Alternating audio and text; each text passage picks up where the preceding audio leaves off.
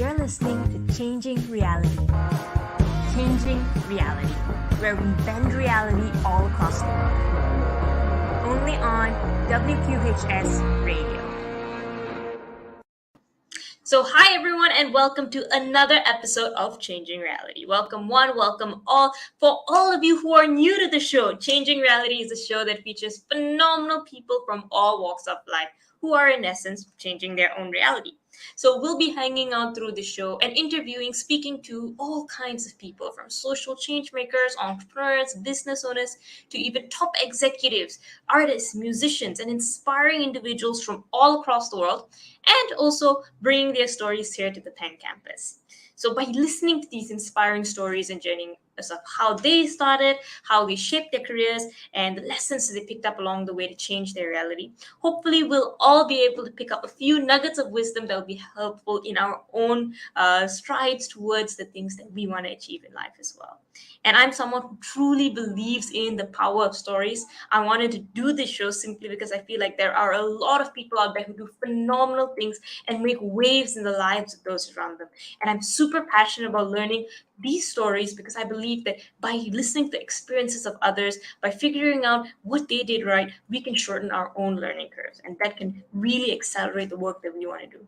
In fact, to show you how passionate I am with stories, I actually personally founded and run a youth movement called Ascendance that started back at home in Malaysia, which is where I'm from, that collaborates today with not just our Malaysian Ministry of Education, but over 28 countries. In a sense, we work with 35,000 students to help provide an alternative education platform for any student who wants to change their reality. So essentially, we work from students from elementary all the way up to college through various sessions, programs, experiential learning activities, and projects that help them discover their passion, learn about themselves and the world around them, and start their own careers while they're still in school. That creates meaningful impact, not just for themselves, but for those around them as well. And as I said, we've been lucky to work with over 35,000 students, 970 communities, and have incubated countless number of student-run projects and social enterprises run by students aged 8 to 25 years old themselves. And the basis of all of this has been stories, has been kind individuals who've been willing to take their time, share their experiences, share their thoughts in a sense. And similarly, I hope this show is that platform for all of you listening in today, so that through this show, you can also get the right, at least direction to find the experiences, to find the meaningful conversations that can shape your career. So if you want more info about the show, if there's any specific topics that you want to talk about, let us know in the chat below, in the comments, and we'll try to pick up as many as we can as well. So today we have a very special guest with us today.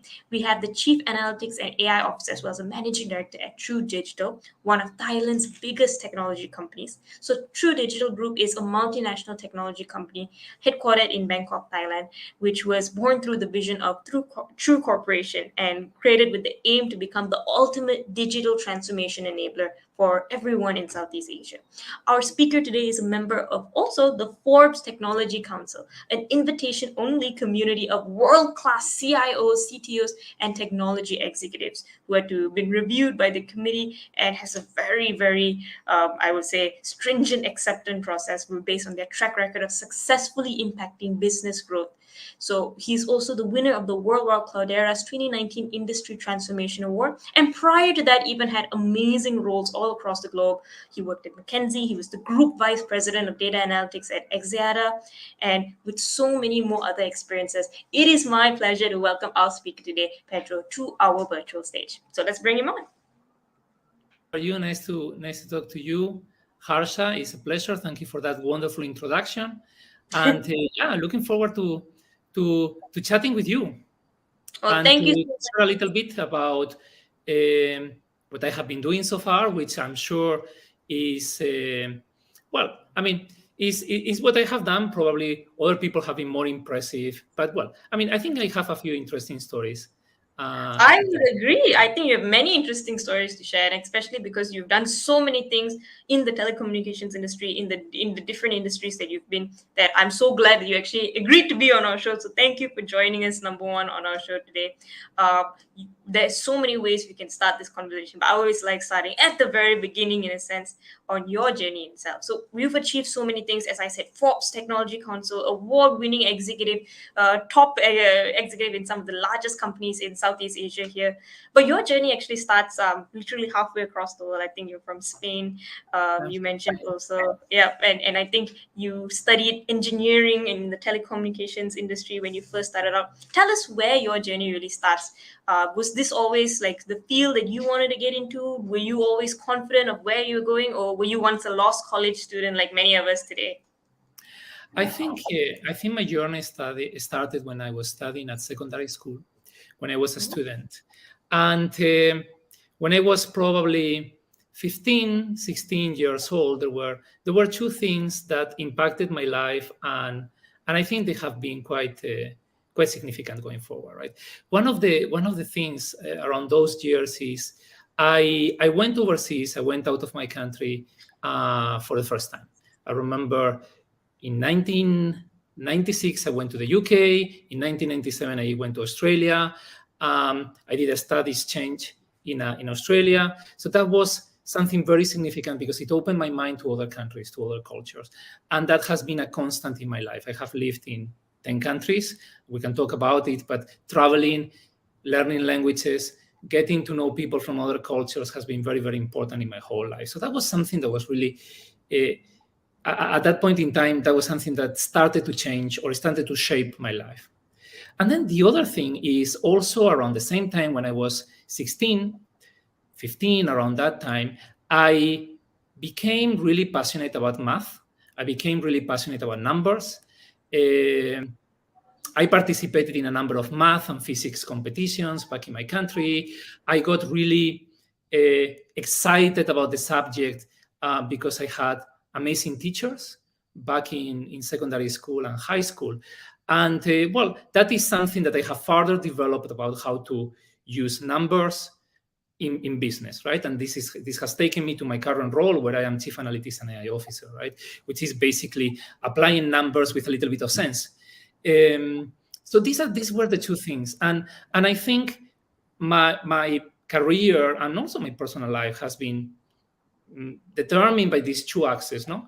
Going to more countries, getting to know people from other places, and at the same time making things numeric, quantitative, making sense of the numbers in order to follow or in order to achieve a goal, in general, a business goal. No, I think that's very interesting. It's very left brain, right brain on one side. It's exactly left brain, right brain. Yes, I would say so. It's exactly so. On the one side, you have the people, right? People from different places, languages, creativity, and all that. Having fun with people, building relations. On the other hand, you have the logic, right? And I think it's really important to have both of them in order to, well, I mean, at work, in business, in so many facets of life, it's very important to be well balanced in your left and right brain, right? But it seems like something that comes very naturally to you, in a sense. I doubt 16-year-old you was planning, how do I develop my right brain, my left brain, in a sense. Well, I had no idea. It just happened by chance. I mean, it's not that I was thinking about developing. No, I had absolutely no idea. But it's very interesting in a sense. And I know many people who have a lot of talent in maybe maths or analytics or certain specific thing that they do, but maybe they're not as well developed in the the other components of the people skills, and vice versa as well. So it's very interesting that you managed to balance both. And I think that definitely, as you said, set the stage for the rest of your career, traveling to 10 different countries, being a very prominent executive in the industry that applies a lot of these fundamental concepts of math and in data and so forth. When you first started, in a sense, and this probably it's a bit different, or at least a lot more scarier than your later career journey of traveling.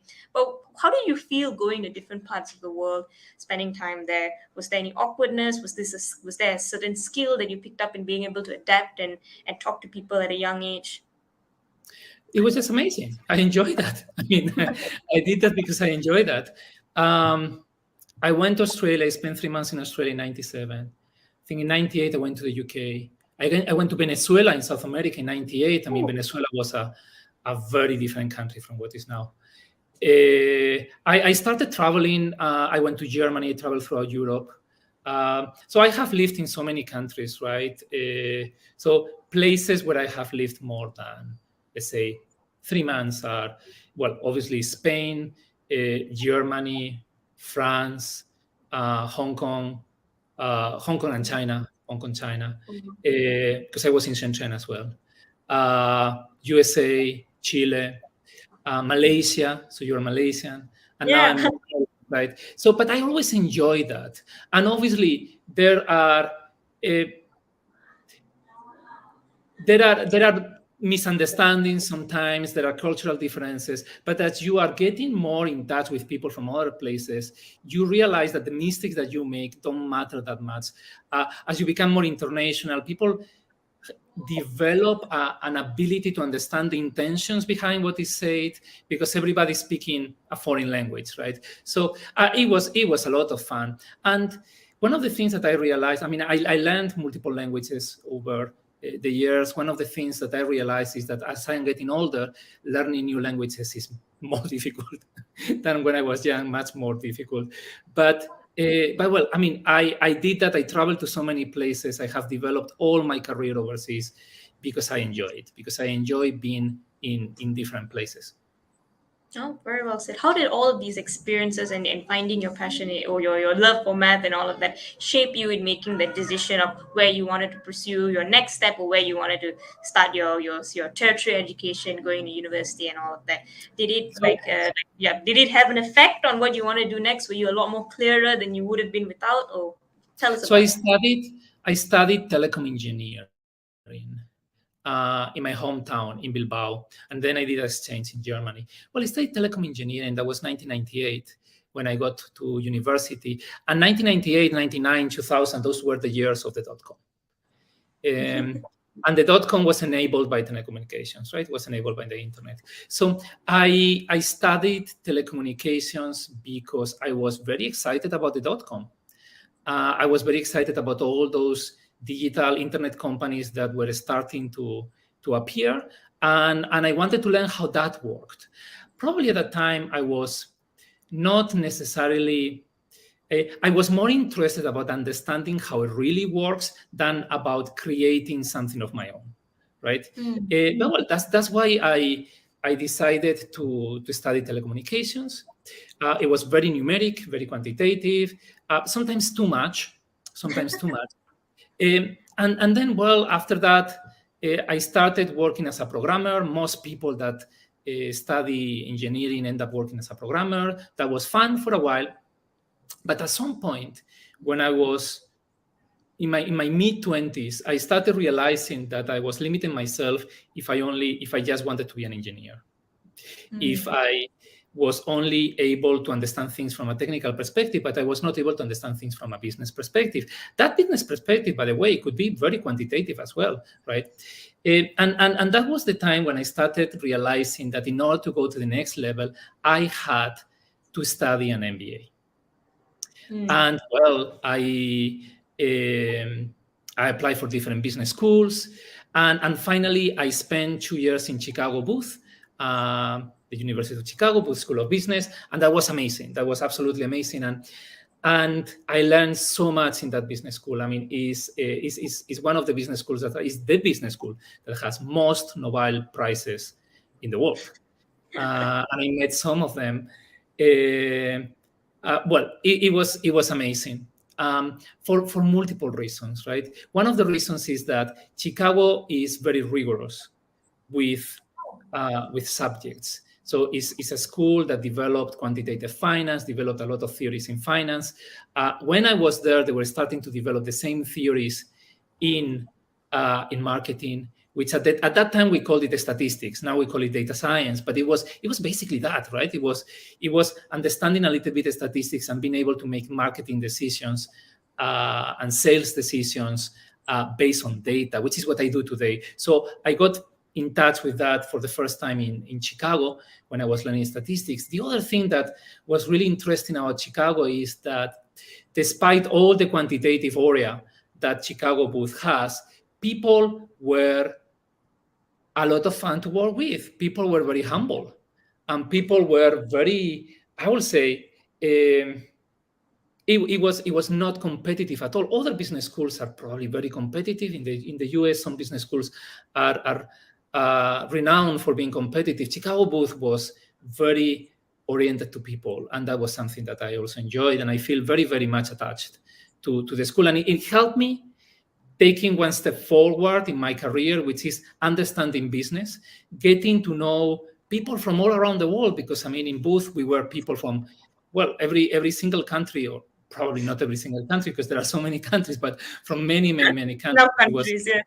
It was an amazing experience, right? So yes, absolutely. And then after that, I joined McKinsey, which is like a second MBA. It's like a even more serious MBA.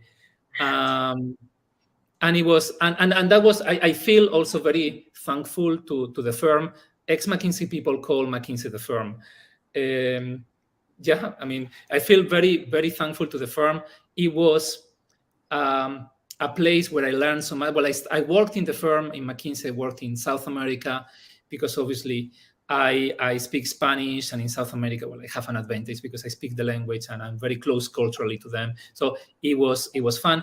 And in McKinsey, I learned a lot about making sense of business, which I had started to learn in the MBA, but in McKinsey, you take it to the next level, about how to build relations with people, with your clients, with your colleagues, building solid relations based on trust, based on McKinsey always tries to help first. McKinsey always starts helping other people in their clients to build those relations. And most importantly, how to communicate to senior people, or how to communicate in business an idea, a problem, a solution, how to communicate. That was something that was very, very important, right? And I did that, well, I mean, I did that in multiple countries, because I have always, I mean, I think the country where I have stayed longest is Malaysia, where I have been, well, apart from Spain, of course, is Malaysia, where I was for 7 years, I believe. But apart from that, well, I have spent, well, I'm here in Thailand I've been here for, well, not even 1 year. So I always like, for example, in Malaysia, you are Malaysian, I always like, well, you know, getting to know people. Malaysia is a very diverse country where there is people from, well, there is Chinese people, Indian people, Malay people, and all of them are different, right? And all of them have their own particularities. It's a lot of fun to live in Malaysia, because every day you learn something new. And that is what I enjoy, right? I wouldn't enjoy personally living in my own country where everything is culturally normal for me.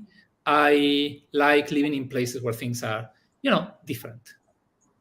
No, very, very, like, I love that you said that, in a sense, and not just because I'm terribly biased towards Malaysia, but I also love that you bring out kind of like the love for the diversity of learning, for continuously meeting new people and all of that. Tell us a bit about how, kind of like, as you started getting into the role at McKinsey and all of that, and you started bringing forward the things that you were learning about in the MBA into the real workplace, in a sense, and seeing that reflected in clients and all of that. Data is something that often they say never lies. It seems to be very one size fit all at many times, and then here on the other side, there's the aspect of communicating the data to different audiences and all of that.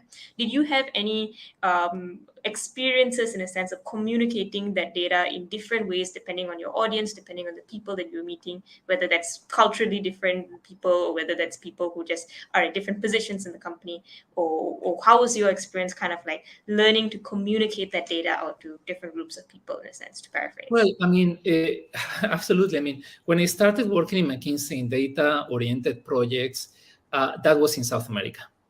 For me, that was in South America. That was the early 2010s. And I just came out of university, out of Chicago, and I knew, well, a lot of different ways of putting numbers together.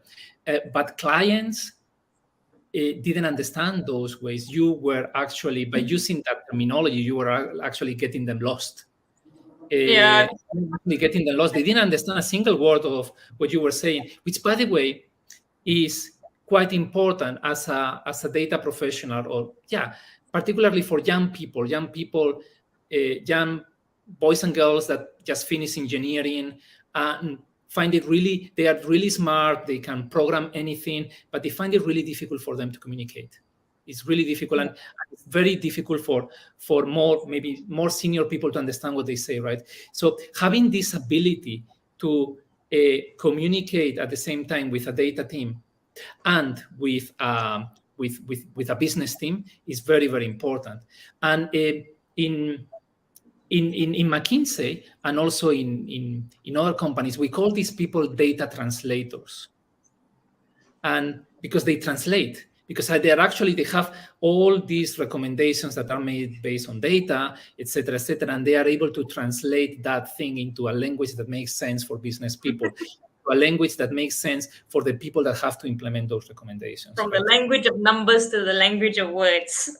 To the language of people, right? So we call them data translators, and this is very, very important. It's very important. And most successful young engineers that I have known are data translators, are people that can talk to both sides of the table, right? That is very important. So I had to learn that the hard way. Clients at that time, I mean, analytics data was not a buzzword at that time. And sometimes, even if you made a very complicated analysis, you had to present it with simple overages and simple. I mean, at the end of the day, at that time, a business person typically understood that there were different segments with different overages of certain parameters, but much more than that. It was difficult. But it's something that you also realize when you are working in maybe marketing, well, in data analytics, but applied to marketing, applied to finance, applied to operations, applied to different parts of a business, is that sometimes if you overcomplicate the solution, that solution is not going to be implemented well. Oftentimes, it's about making something that is simple that can be implemented well. If you are making a recommendation about marketing, there will have to be campaign managers that will have to take that to reality. If you are making a recommendation about sales, there is going to be salespeople that have to take it to reality. And the more complicated you make it, the more difficult it's going to be for them to implement it. So oftentimes, particularly in emerging markets, because most of my experience is in emerging markets, oftentimes simplicity pays off rather than sophistication.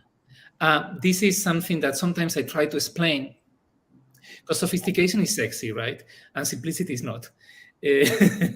But well, but these kind of things are important, and being able, as a data professional, being able to explain this is very important, because otherwise you are not going to have the results that you require, right? There is one funny statistic, is a statistic by Gartner. So Gartner did an analysis and found out that 85% of all data-driven projects fail. Wow, that is very surprising. Which makes a lot of sense. I mean, it resonates very much with me. It makes a lot of sense. Being able to communicate well, to define it in simple terms that can be implemented, going gradually, all these kinds of things are very, very important, right? Yeah. Paying attention to the people as aspects of the people that have to implement it, right? If you are doing something for salespeople, it cannot be as complicated as rocket science, because salespeople are not going to be able to. I mean, they have their job to do, right?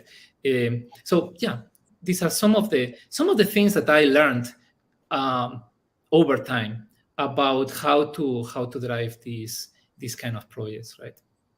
Yep. And in your career, you seem to very quickly move like higher and higher in your career. You when you were here in Malaysia, I know that you were I think also a group vice president for data analytics at one point. So very, very fast career progression. What do you think, in your experience, has helped you be able to communicate the data, be able to communicate the science well so that you could progress in your career? What has been the helpful elements in that? Has it been keeping it simple? If so, how do you really do that in a way? Because you have so many different stakeholders. How do you know what is the right thing to communicate to who and to be implemented? I wouldn't know. I mean, I think if you the factor that accounts for most of the relative success that I might have had is probably having been in the right place at the right time, which was absolutely random, no? I doubt it, but okay, all right. So being somebody that had this combination of data and business at a moment in which industries were demanding for that, right?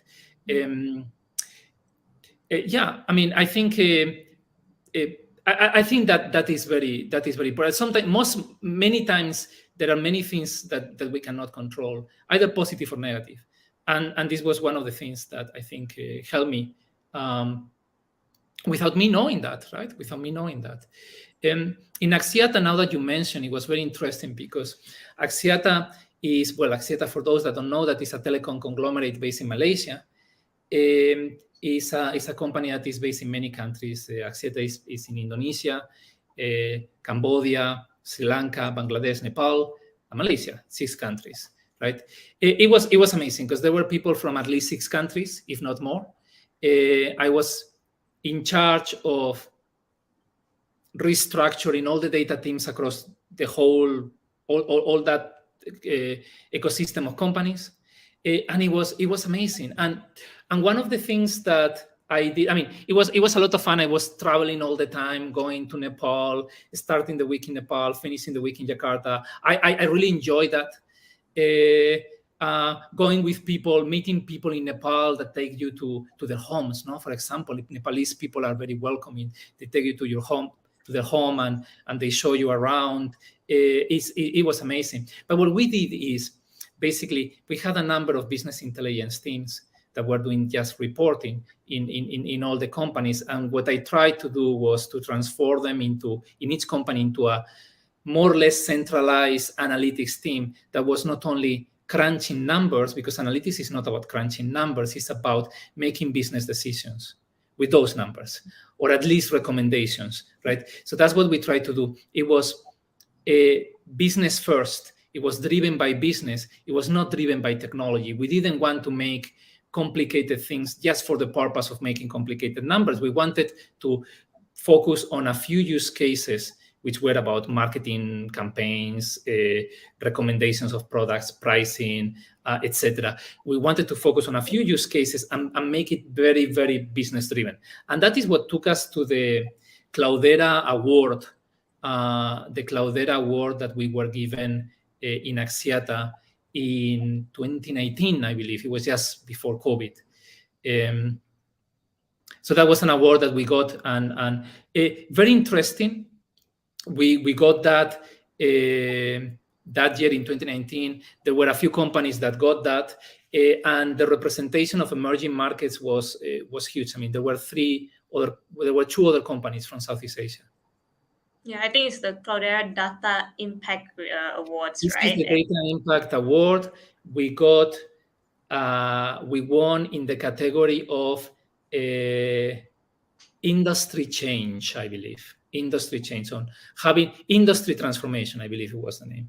Having transformed an industry by organizing analytics in a different way, in a way that was not the natural way, not putting technology first, but putting business first.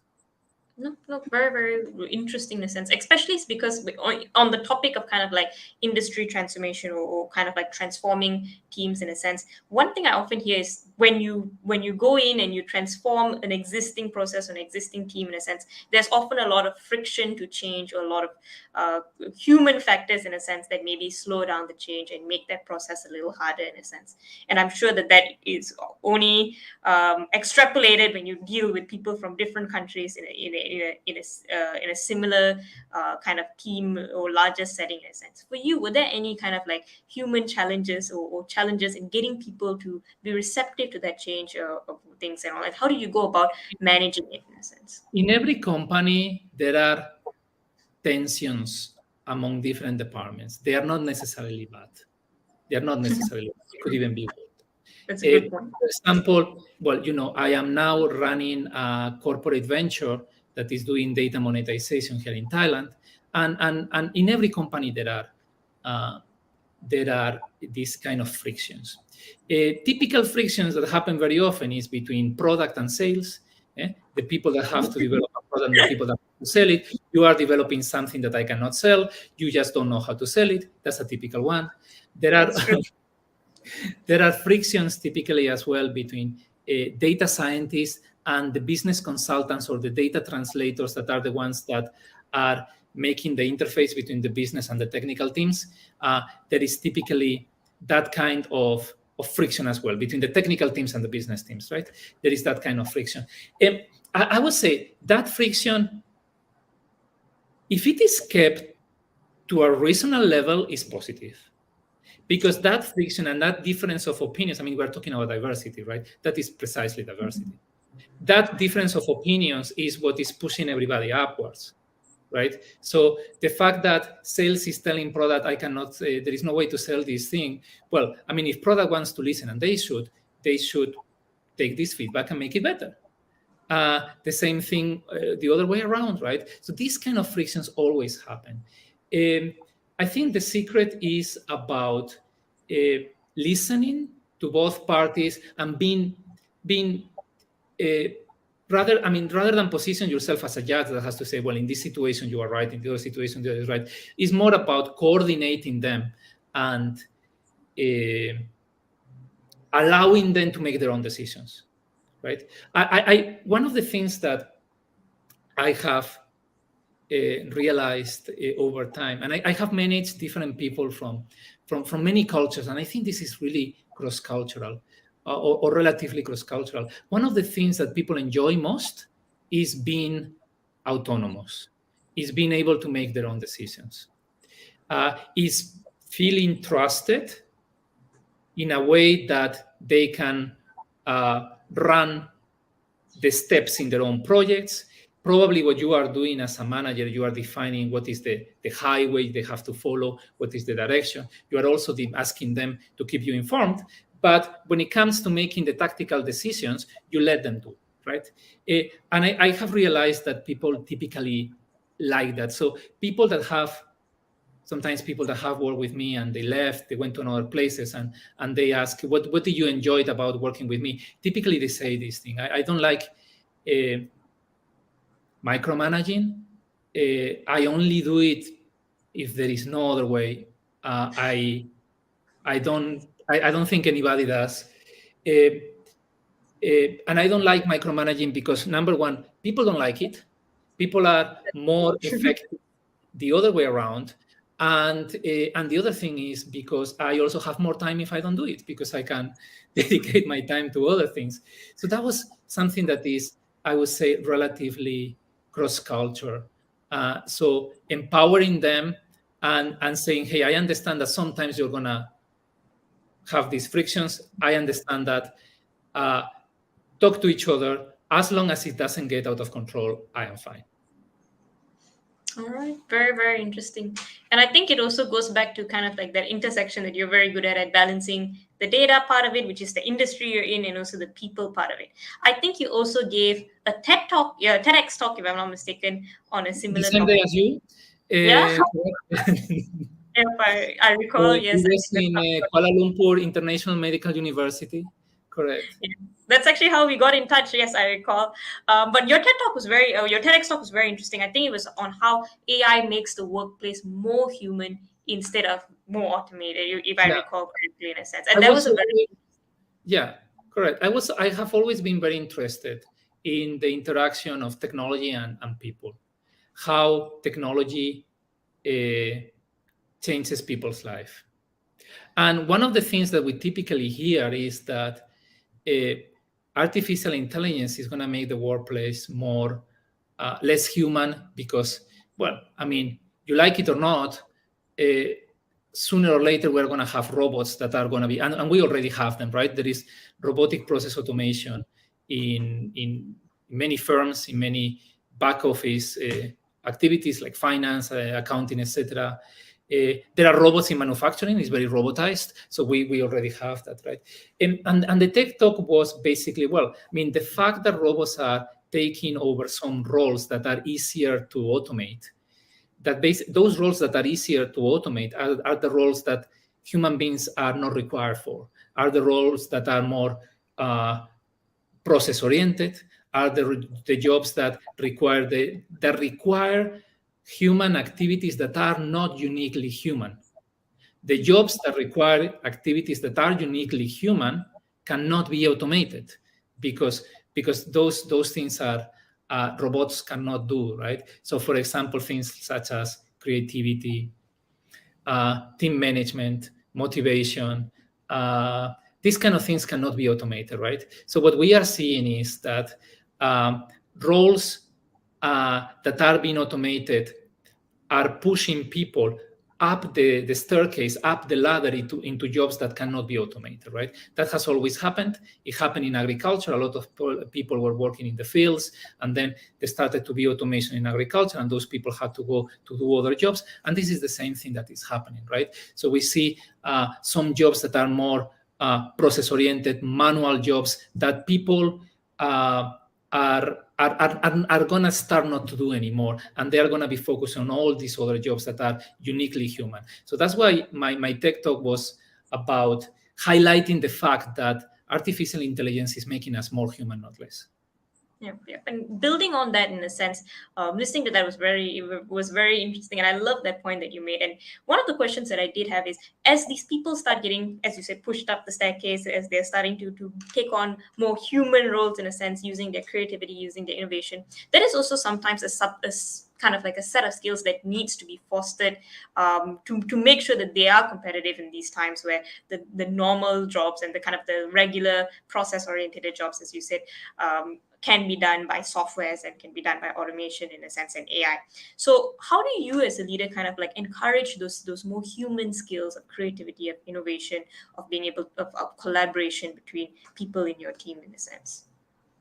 So I mean, we did in the companies where I have been, particularly the last two, we did a lot of work in terms of talent development. Because coming back to the idea of artificial intelligence becoming more human, the artificial intelligence is automating activities at a very fast rate. In the old days, you went to university, you studied something, you could do that thing for your whole life. Now, you probably have to change your job every 10 years, right? Yeah, Because that's true. you start, depending when you start, you are going to start on something. There is a high chance that thing might be automated, might change, might be disrupted. You have to move into something else. So you have to always be learning, right? Well, in Axiata, we created a very large training program that was focused on online learning. We trained around 600 people in analytics only across all these six countries that I mentioned. And I think it's always good to have a training budget where anybody can request a training, and then we just we just give them those trainings as long as they are in the right areas, right? So I think that is quite important. People, particularly, I typically work with young people, right? Because in analytics, it's typically young people. Young people are very they are used to learning, right? And they enjoy it. And this is the kind of people that I like hiring, right? One of the questions that I always ask in my interviews is, what have you studied this year? What have you actively taught yourself this year? Because I want people that are teaching themselves something, not learning something on the job just because I was there and I happen to have a project about this, I ended up learning. No, did you study something? Did you take a course? Did you do it actively? No. That's a very good point, in a sense. And as you see, kind of like as you said, in the last few years, especially, a lot of hype or a lot of innovation in the AI and kind of like the data industry has been happening. I would say even 5 years ago, probably people are not as focused in this industry as they are now. A lot of people are now going in studying it. A lot of people are now looking at it from a corporate point of view, from a college student point of view, of things that are going to continue to grow in the future. where do you see this industry headed in a sense, and how can people right now going to university making decisions to get into this industry, what do you think are the most important skills that they actually need to know outside of just the actual practical like theoretical parts of it? What makes someone stand out in this industry? I mean, so many questions. Let me start one by Two one. questions. Go ahead. So, as I said before, I'm running a venture that is called True Analytics, which what we do is monetization of data. Basically, 3 products. We do advertising, credit scoring, and we do customer research. But I'm going to tell you, for the young people that we are hiring, what we are looking for in terms of hard skills, right? Hard skills that we are looking for is not necessarily that they know a lot of. I mean, they don't need to know. I mean, there are so many developments that are happening every year that, for me, as I said before, the first requirement is that they are ready to learn. Okay, that they are ready to learn. Second requirement is that they have the basics. And the basics is they need to know programming, they need to know statistics, right? And they need to know communication. They have to be good at communication. And communication is one of the things that changes very wildly across cultures. But they have, as I was saying before, they have to be able to communicate with business people. They have to do it well, right? I think having these things is what is really going to make the difference for somebody young that is interested in analytics, right? Now there is a convergence between analytics, the metaverse, blockchain, right? Is going to come together. One of the things that, for example, I'm looking at and I feel quite interested in is how we can advertise in the metaverse, how we can use AI and analytics to advertise in the metaverse is something that I'm looking at. So all these things are getting combined, and good people that are going to make best of the new technology innovations, etc., is people who can learn fast. Right? And this topic about communication, I mean, this is a very big thing. One of the hardest things to learn. Yeah, is the hardest thing to learn. I mean, particularly having lived in many countries. No, there are countries that have a very indirect communication, and there are people that are very indirect when they are communicating, and there are people that are much more direct. There are countries or people where there is a very, I would say, very strong people. There is a very large distance to power. It means when somebody is in power, he knows that. And when somebody is not in power, he knows that. And he positions himself very far away from the other person, showing respect. In some cultures, that distance is huge. In other cultures, that distance is very small. In the US, it's very small. It's very flat. In some Asian cultures, it can be big. It can be big, right? And overcoming all these cultural differences is very tough. It's very tough. Sometimes as a manager, or for example, now I'm leading a business unit, or before I was leading a department. Sometimes as a manager, the most difficult thing to know is what your team is thinking. And how do you get that? It's not necessarily in every country. There are countries where we're talking about the US. US is very direct communicating. It's a very individualistic society. But in other environments is very difficult to really know what is happening out there. And how do you, as I said, someone who's seen a lot of these different cultures in a sense, is there any common thread or golden rules that you would say that help you kind of adapt to these different cultures and all of the unspoken rules? Or if not, how do you get the cultures which maybe do not speak up as much or do not really engage as much directly with their bosses and all of that to start really taking the lead and hearing their ideas out? So 2 questions. I think the reality is that you have to adapt. not they are not going to adapt to you. So people in your team are not going to adapt to you. You are going to adapt. So what I would say, I mean, I have been in situations early in my career. This was in China, in which there was a team of people. They didn't necessarily speak very good English, and I really didn't know what they were thinking about different topics, right? Topics that were not necessarily very conflictual, topics that were very, very plain vanilla, right? I mean, in this project, what do we do? This or that, right? Things very plain vanilla. And one time I remember I really didn't know what they wanted to do.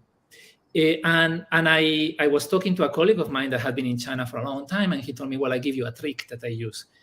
So I used it. And the trick was basically, well, I mean, you ask them to go to a meeting. They come to the meeting room, and then you ask you ask the question, what do we do about this, or what do you think about that, or should we have these three options, A, B, C? Will you take A? Will you take B? Will you take C?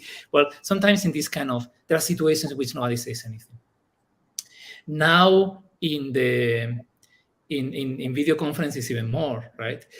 So what I did at that time, and that was the advice, is, well, I mean, you make the question, and then at that moment you pretend that you pretend that something has happened that requires you out of the room. Somebody is calling you, you get a telephone call, etc. And then you say, you get out of the room, and then you say, well, I'm coming back in 10 minutes, but in the meantime, could you please help me answering this question that we have here? And then you appoint one of them. It doesn't matter really who. Typically, typically it could be the oldest, it could be the most senior. You appoint one of them, and then you say, well, can you discuss with them? And then you, when I come back, maybe you tell me, you summarize there in the whiteboard, you write, and then you tell me what the recommendation is. And that kind of works, right? Then when you come back, it's done, right? And because the person that has to give the summary is very clear that he's not giving his opinion, he's giving the opinion of the others, it becomes very easy for them to do that, right? I mean, it's not only cultural differences. Sometimes at that time when I was in China in 2007, 8, 9, not everybody spoke English well, right? So that was one of the things that I have realized. Other things that I have realized is that sometimes when I am in meetings, I look at people, I look at faces, and I realize that a lot of people are not watching the screen, the slide, the PowerPoint. A lot of people are not watching the PowerPoint. A lot of people are watching the face of the boss. Okay, it's a different skill in a sense. It's a more interpersonal than looking at the data or the actual mission topic in a sense. Which is fine, because by watching the face, you are understanding what he thinks. Is something that you wouldn't necessarily see in a Western company, right? But well, I mean, these are these kind of things where that are fun. At the end of the day, they are fun. There is another one that I really love, which is rumors, right? As a manager, sometimes you always need to find somebody who tells you the rumors. Those rumors that are circulating in the company, that if there is not somebody who you have asked, tell me about these things, you might never know. This person is angry because this thing happened. Maybe something I did, or maybe something that somebody, but we just don't know, right?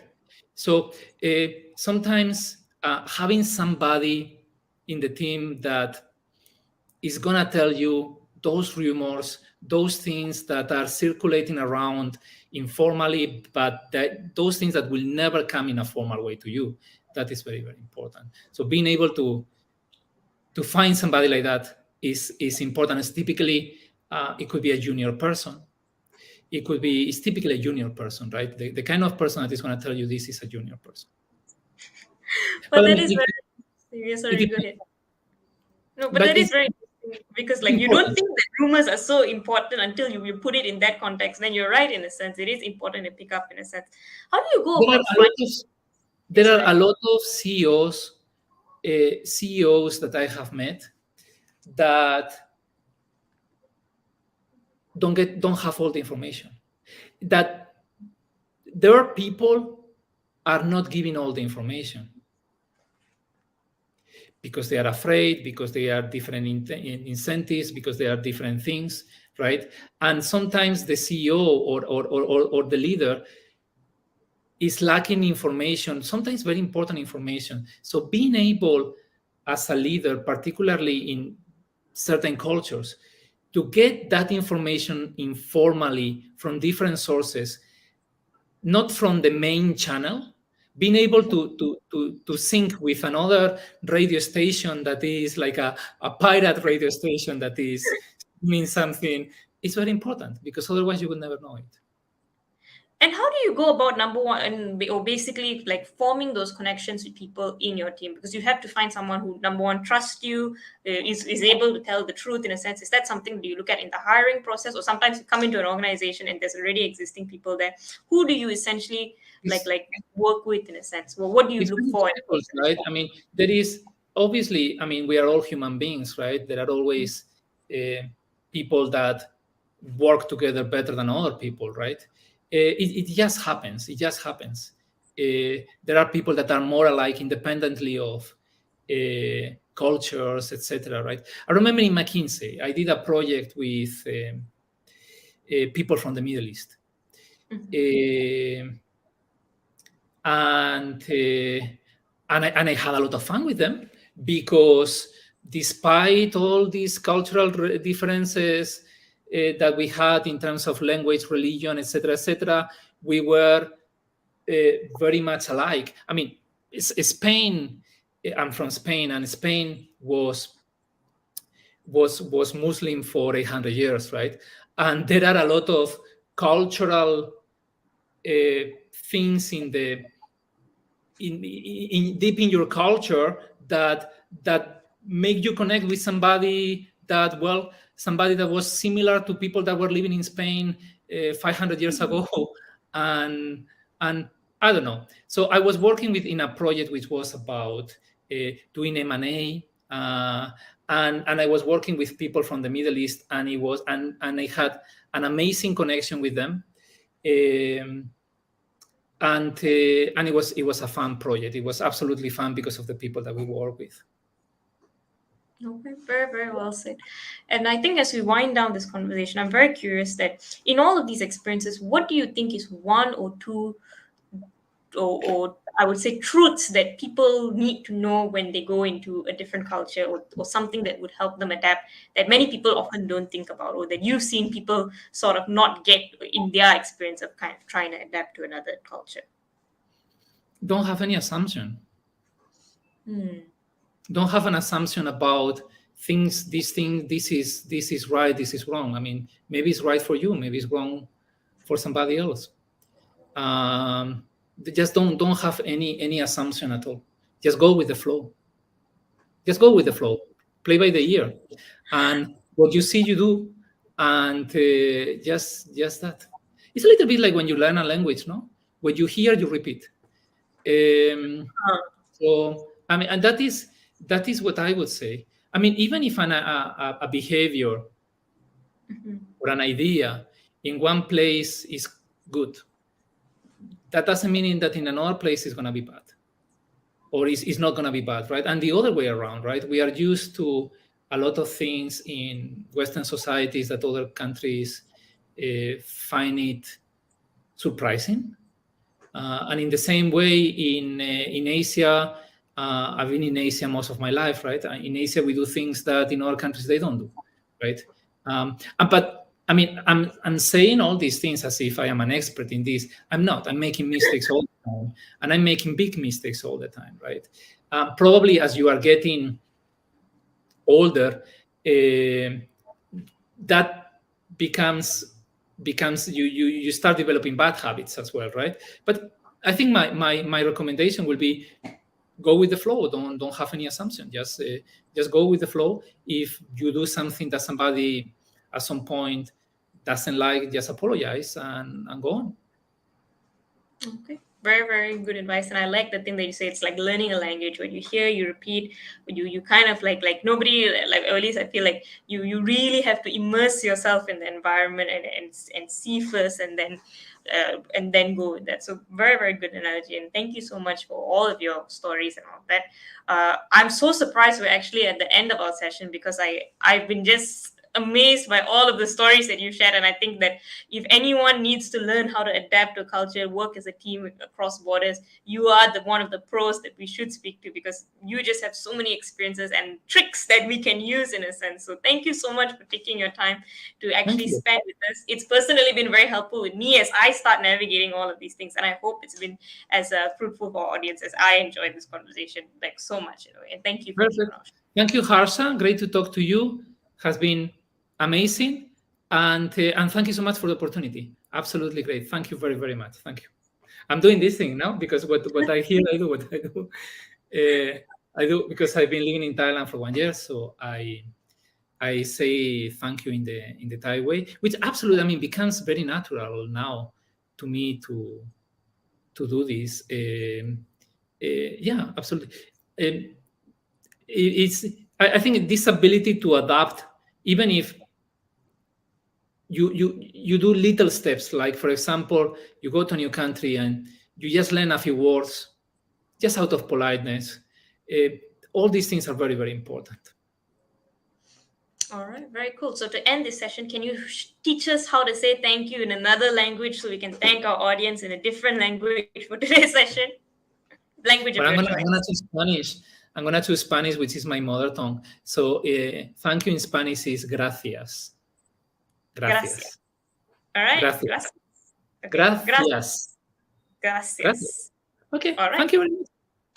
Gracias to our audience and our amazing speaker. If you had fun as much as I did, make sure you like and comment in the chat. And thank you once again. And this is Harsha signing off. See you guys again next week. Bye-bye. You're listening to Changing Reality. Changing Reality, where we bend reality all across the world. Only on WQHS Radio.